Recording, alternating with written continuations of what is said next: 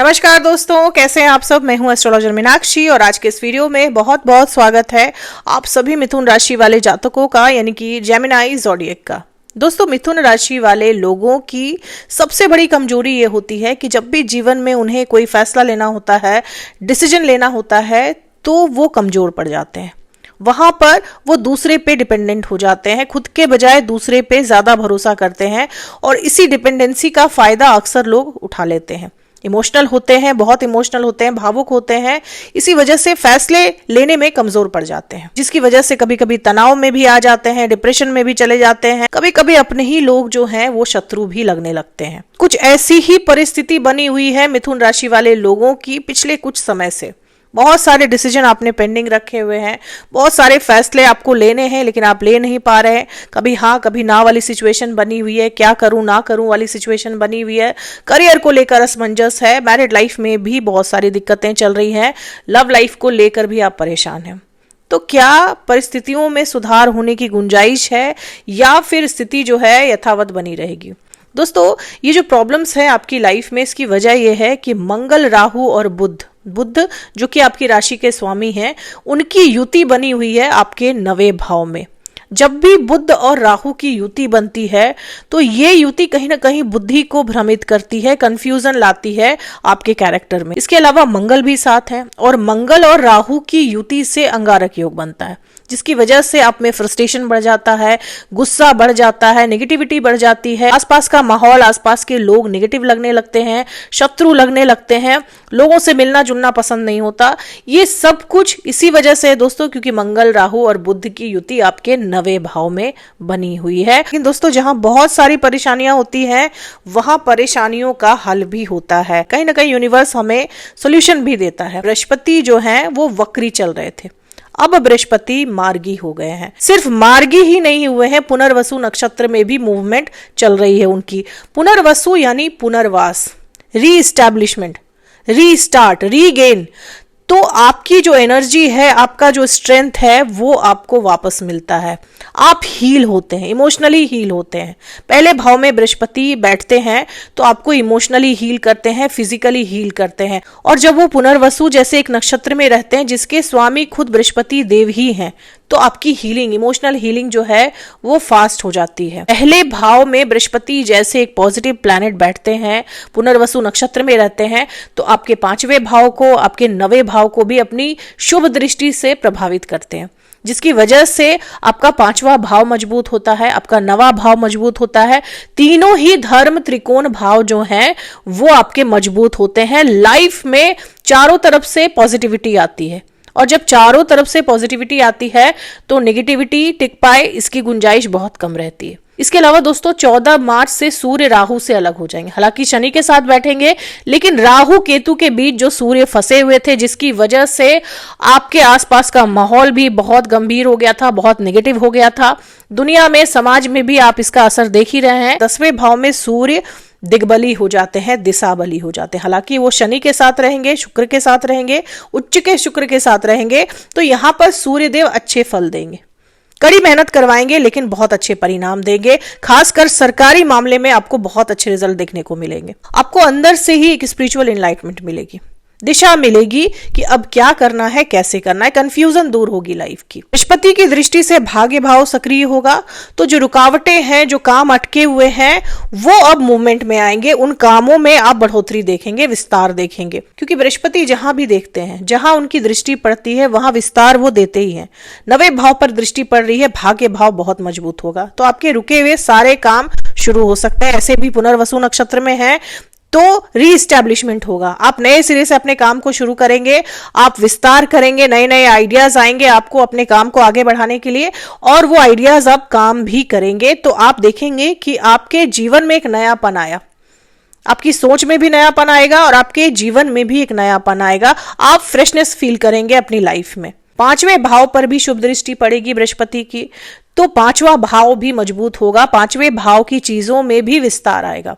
पांचवा भाव आपकी शिक्षा का है, शिक्षा का लक्ष्य आप पूरा कर सकेंगे। छात्र जो है वो उच्च शिक्षा का लक्ष्य पूरा कर सकेंगे, जो भी लक्ष्य लेकर वो आगे बढ़ रहे थे वो अब पूरा होगा, उसमें जो भी रुकावटें थी वो दूर होंगी। संतान आपकी उन्नति करेगी, संतान आपकी तरक्की करेगी, संतान की ओर से कोई खुशखबरी भी सुनने को मिल सकती है। पांचवा भाव आपके लव अफेयर्स का भी होता है। जैसा मैंने कहा कि बृहस्पति पुनर्वसु नक्षत्र में है तो एक रीस्टार्ट होगा। पुनर्वसु नक्षत्र को रिटर्न ऑफ लाइट कहते हैं, स्टार ऑफ रिन्यूअल कहते हैं, यानी एक रिन्यूअल होगा, एक उम्मीद की किरण मिलेगी आपको। अगर कोई व्यक्ति आपके जीवन से चला गया था उसके वापस आने की संभावना बढ़ जाती है, क्योंकि जैसा मैंने कहा पुनर्वसु को रिटर्न ऑफ लाइट भी कहा जाता है, तो वो व्यक्ति वापस आ सकता है आपके जीवन में, इसकी संभावना बहुत बढ़ जाती है। बृहस्पति की 7वीं दृष्टि आपके 7वें भाव पर पड़ेगी, अपनी ही राशि धनु राशि पर पड़ेगी। यहां पर आपके वैवाहिक जीवन में स्थिरता लाएंगे, स्टेबिलिटी लाएंगे बृहस्पति देव। अपने वैवाहिक जीवन में भी आप एक रिफ्रेशमेंट ला सकते हैं, आप अपने जीवन साथी के साथ कहीं घूमने फिरने जा सकते हैं, जिसके बाद जो भी नेगेटिविटी आपके मैरिड लाइफ में चल रही थी वो दूर हो सकती है।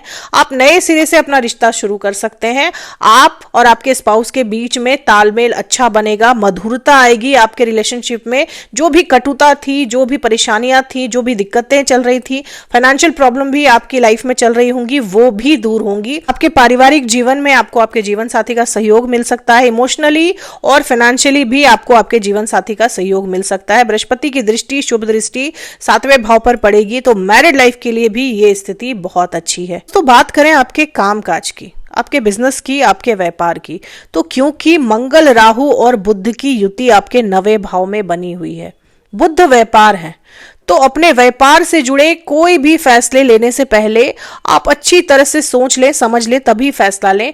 अपने दम पर फैसला लें, किसी और के कहने पर या समझाने पर फैसला ना लें। जो आपको सही लगता है वही करें।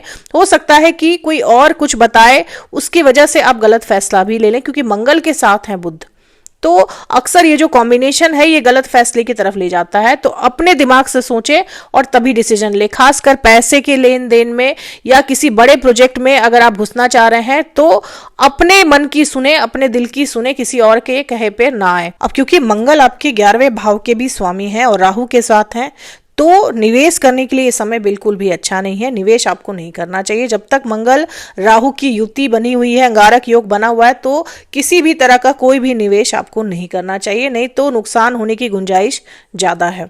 अब बात करें आपके करियर की, आपके जॉब की, बहुत कड़ी मेहनत करनी पड़ेगी आपको मार्च के महीने में। 15 मार्च के बाद ज्यादा मेहनत करनी पड़ेगी, क्योंकि सूर्य और शनि की युति बनेगी आपके 10वें भाव में, लेकिन यहाँ पर शुक्र भी उच्च के हैं, जिसकी वजह से आप जिस चीज के लिए कड़ी मेहनत करें, यानी आपकी आमदनी बढ़ाने के लिए, प्रमोशन के लिए, तो ये सभी चीजें आपको प्राप्त होंगी, क्योंकि उच्च के शुक्र हैं आपके 10वें भाव में।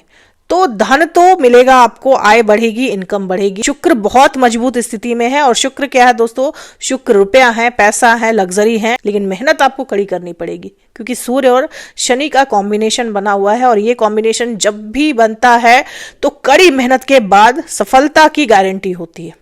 कड़ी मेहनत तो करनी पड़ेगी, क्योंकि सूर्य और शनि की युति बनी हुई है, लेकिन सफलता मिलना तय है। इस युति में सरकारी कामों में सफलता जरूर मिलती है। अगर आपका कोई सरकारी काम अटका हुआ है, या फिर आप सरकार से जुड़कर काम करते हैं, सरकारी नौकरी करते हैं, सरकारी नौकरी की तैयारी कर रहे हैं, तो सफलता आपको मिलेगी, इसकी गुंजाइश बढ़ जाती है, क्योंकि सूर्य और शनि का कॉम्बिनेशन है। हालांकि बहुत गुंजाइश है कि 15 मार्च के बाद आपको कड़ी मेहनत करनी पड़े, ओवर टाइम करना पड़े, बॉस का बहुत ज्यादा प्रेशर झेलना पड़े। और जब व्यक्ति कुछ अचीव करने के लिए आगे बढ़ता है, अपने गोल की तरफ आगे बढ़ता है, तो काम का बोझ चाहे कितना भी क्यों ना हो, आपको पता है कि इसका फल जो है वो बहुत मीठा होने वाला है, और कुछ ऐसा होगा भी, काम के बाद जो आपको फल मिलेगा वो बहुत मीठा होगा, आपकी आमदनी बढ़ेगी, सैलरी बढ़ेगी, इसकी बहुत ज्यादा गुंजाइश है। अब दोस्तों सावधानियां कहाँ रखनी है, क्योंकि केतु 3रे भाव में है, मंगल राहु की दृष्टि पड़ रही है आपके 3रे भाव पर।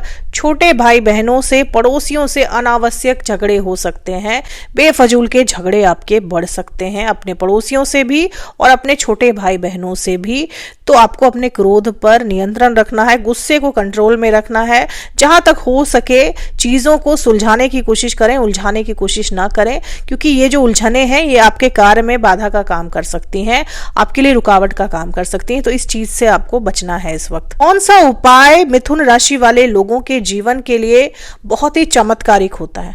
एक ऐसा उपाय जिसे करने से आपके करियर में, आपकी लाइफ में, आपके मैरिड लाइफ में, आपके लव लाइफ में, आपके बिजनेस में, सभी चीजों में आपको तरक्की मिलती है, बरकत मिलती है। वो उपाय है दोस्तों, छोटे बच्चों को स्टेशनरी दान करना। छोटे गरीब बच्चों को आप स्टेशनरी यानी पढ़ने लिखने की चीजें आप दान कीजिए। इसके अलावा आप छोटे बच्चों को हरे रंग के कपड़े भी दान कर सकते हैं। ऐसा करने से भी आप देखेंगे आपकी सारी परेशानियां खत्म होना शुरू हो जाएंगी। आपको ब्लेसिंग तो मिलती ही है, साथ ही साथ जितने ऑब्स्टेकल हैं आपके लाइफ के, वो भी एक एक कर दूर होना शुरू हो जाते हैं। तो दोस्तों ये थी मेरी एनालिसिस मिथुन राशि वाले लोगों के लिए। उम्मीद करती हूँ कि वीडियो से आप लोगों को काफी हेल्प, काफी जानकारी मिली होगी। अगर वीडियो से हेल्प मिली हो तो चैनल को सब्सक्राइब करें, लाइक करें, शेयर करें, कमेंट करें और बेल आइकन जरूर दबा दें दोस्तों। तब तक के लिए जय माता दी, जय श्री राम।